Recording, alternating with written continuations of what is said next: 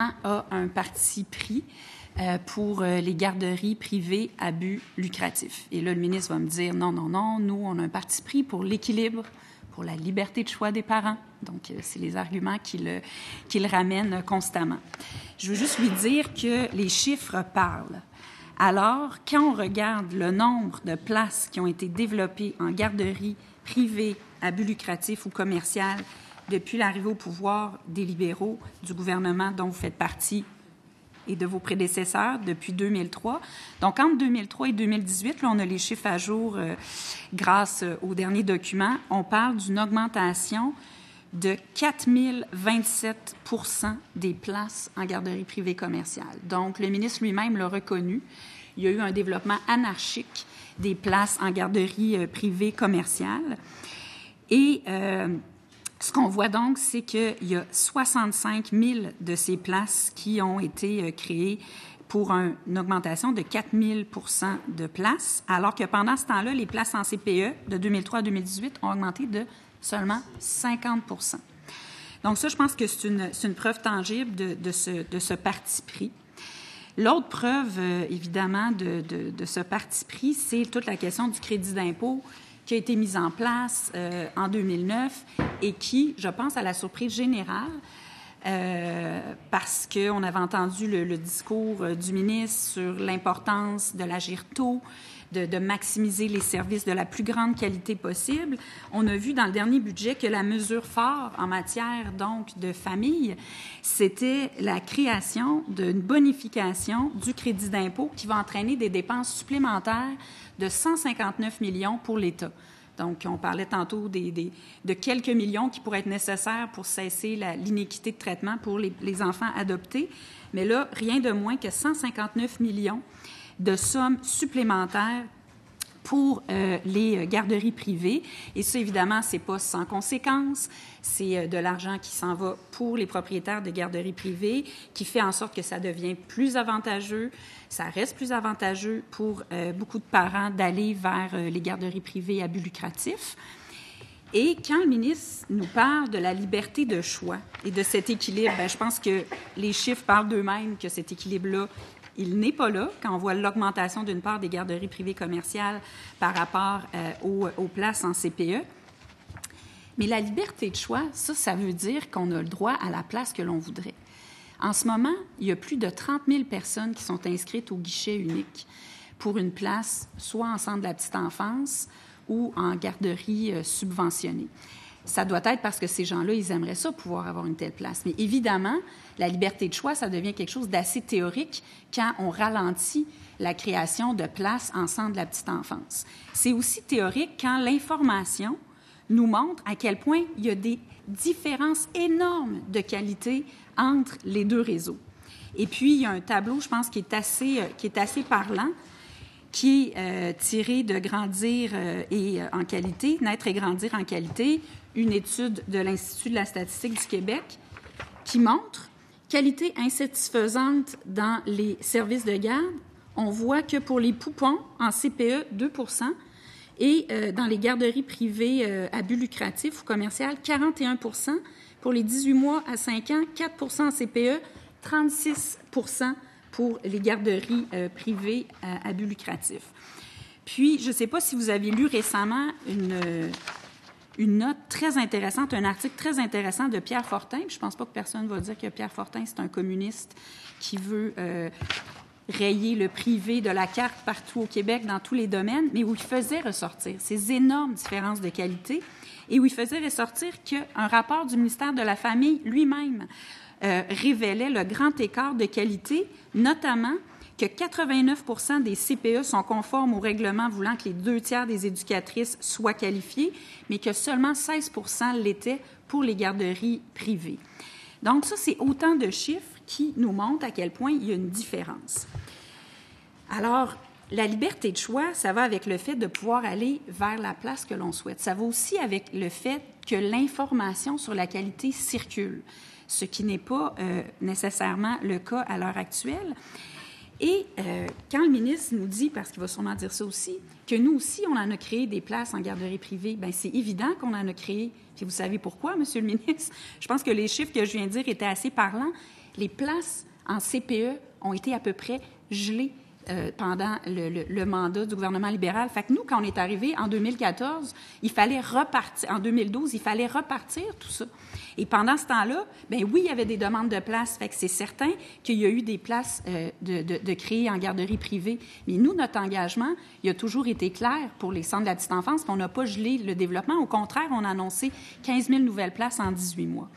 Alors, je pense que c'est important que ces chiffres-là et cette réalité-là soit connue, parce que quand on dit qu'on veut agir tôt puis qu'on veut offrir le mieux à nos tout-petits, bien, je pense que ça veut dire qu'on veut leur offrir les services de la plus grande qualité possible pour leur développement. Puis il y a quelque chose qui est très éloquent, qu'on a découvert en regardant les cahiers qui nous ont été donnés cette semaine, c'est toute la question des plaintes. Et là, ça vient des chiffres même du gouvernement. Je ne sais pas si le ministre est conscient que quand on fait le calcul de toutes les plaintes qui ont été déposées, 60 des plaintes reçues par le ministère concernent les garderies privées à but lucratif, alors qu'elles ne représentent que 22 des places au Québec. Donc, c'est près de 6 fois plus de plaintes des parents pour les garderies privées que pour les places en centre de la petite enfance. J'aimerais savoir comment le ministre peut garder ce parti pris, bonifier le crédit d'impôt et garder tout cet enlignement pour les garderies privées quand, à partir des chiffres même des plaintes déposées au ministère, c'est près de 6 fois plus de plaintes qui concernent ce réseau-là. Je vous remercie. J'invite Monsieur le ministre. C'est à vous la parole. Bien, la députée Joliette dit que je donne toujours les mêmes réponses, mais c'est parce qu'elle pose toujours les mêmes questions, elle fait toujours les mêmes affirmations, Monsieur le Président. Alors, aux mêmes questions, on a les mêmes réponses habituellement. Alors non, effectivement, il n'y a pas de parti pris, parce que si on avait un parti pris, non, on aurait pu le privatiser, le réseau. On aurait pu seulement développer des places non subventionnées, puis c'est pas ce qu'on a fait comme gouvernement. Puis l'opposition dit toujours, ils oublient qu'ils ont été au pouvoir, là, puis ils disent ça fait 15 ans qu'on est au pouvoir. Bien, après 15 ans, c'est quoi l'état des lieux, Monsieur le Président? C'est que 78 des places régies qui sont subventionnées au Québec. Alors, on n'est pas dans une majorité de places non subventionnées, là. C'est ça la réalité aujourd'hui. Ça, je pense qu'il faut le rappeler. Et lorsqu'elle parle de mes intentions ou de mes préférences, juste lui rappeler cette chose-là, Monsieur le Président, c'est qu'au début du mois de mars, j'ai annoncé un appel de projet de 2000 places, des places subventionnées, donc 85 sont en CPE. Alors, je ne pense pas qu'on puisse m'accuser d'avoir un parti pris pour quelconque type de service de garde au Québec. Au contraire, ce que je souhaite, c'est qu'on puisse offrir justement le plus de choix possible aux parents, qu'ils puissent choisir un service qui correspond à leurs besoins, aux besoins de leur enfant. Pour ce qui est du crédit d'impôt, Monsieur le Président, encore là, ça ne vise pas à favoriser les services non subventionnés. Bien au contraire, ce qu'on a voulu faire avec la modification au crédit d'impôt pour les services de garde, c'est d'atteindre la neutralité du coût net pour le parent, que justement, que la décision ne soit pas basée sur des considérations financières. Alors ça, je pense que c'est important de le dire. Et ce crédit d'impôt-là n'avait pas été indexé depuis 2009 et les coûts ont augmenté également pour les parents depuis 2009. Alors, cet argent-là, le 159 millions dont elle parle, dans les poches des parents qu'il va aller. Alors, il faut être conscient de ça aussi. Et maintenant, il y a une prévisibilité parce que non seulement le plafond a été légèrement rehaussé, mais on dit que le crédit d'impôt sera indexé à chaque année, au même titre que les tarifs subventionnés sont indexés à chaque année, Monsieur le Président.